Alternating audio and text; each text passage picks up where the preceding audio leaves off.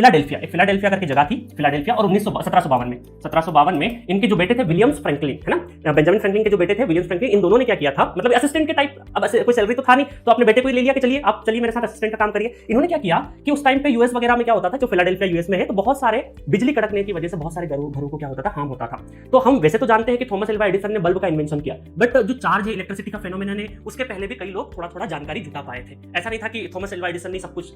इजाद किया, उसके पहले भी बहुत सारे साइंटिस्ट आए जिन्होंने अपना थोड़ा कंट्रीब्यूशन दिया। तो इलेक्ट्रिसिटी में कोई भी एक आदमी नहीं है जिसने पूरा का पूरा चीज क्रिएट करी, थोड़ा सबका कंट्रीब्यूशन रहा है। तो उसी में बेंजामिन फ्रैंकलिन ने भी इलेक्ट्रिसिटी का पहला जो चार्ज वगैरह वाला जो ये सारा का सारा चीज है, ये ऑलरेडी इनके काइट एक्सपेरिमेंट से प्रूव किया था। इन्होंने क्या किया, रेशम की बनी हुई या सिल्क की बनी हुई एक पतंग को उड़ाया और उसमें दो तरह की रोप रखी, एक हेम्प रोप रखी जो वेट है, और खुद को पूरा परफॉर्म कर रहे हैं कि भाई आसमान की जो कड़कती बिजली है उसको कहीं ना कहीं वो क्या कर रहे हैं, सेव कर रहे हैं, तो खुद भी तो हार्म हो सकते हैं। इस वजह से इन्होंने क्या किया, एक रोप इस तरीके का रखा, ड्राई रखा, है ना, आधा रोप क्या रखा, ये ड्राई रखा, और आधा रोप क्या रखा, जो मेजॉरिटी ऑफ पोर्शन जो रोप का था, रस्सी का था, वो क्या रखा, वेट रखा, और इसके बीच में एक लेडन जार रखा जो कि क्या करता था, चार्ज को स्टोर करने का काम करता है, एक तरह का कैपेसिटर मान सकते हो। यहाँ पर एक मेटालिक की रखी थी ताकि वहां पर एक स्पार्क पता चल सके, वहां पे क्या पता चल सके, स्पार्क पता चल सके। तो इन्होंने ये एक्सपेरिमेंट किया और ये बहुत ही फेमस एक्सपेरिमेंट हुआ 1952 फिलाडेल्फिया में, और इस एक्सपेरिमेंट के बाद पता चला कि ये आपकी जो कड़कती हुई बिजलियां हैं, इनको भी कहीं ना कहीं इनसे जो हानि होती है उससे हम लोग हमारे घर को प्रोटेक्ट कर सकते हैं। मतलब ये जो इलेक्ट्रिक डिस्चार्ज है, एक तरह का जो नेचुरल डिस्चार्ज है, आपकी बिजली कड़कती तो क्या होता है, नेचुरल डिस्चार्ज होता है। उस नेचुरल डिस्चार्ज से जो आपकी जमीन पे घर वगैरह बने हुए उसको प्रोटेक्ट किया जा सकता है, उस डिस्चार्ज को कहीं ना कहीं बाईपास करके, है ना। और उस बाईपास में फिर अर्थिंग, अरेस्टर और ये सारी चीजें बनी, उस वाली डिटेल में हम लोग नहीं जाएंगे।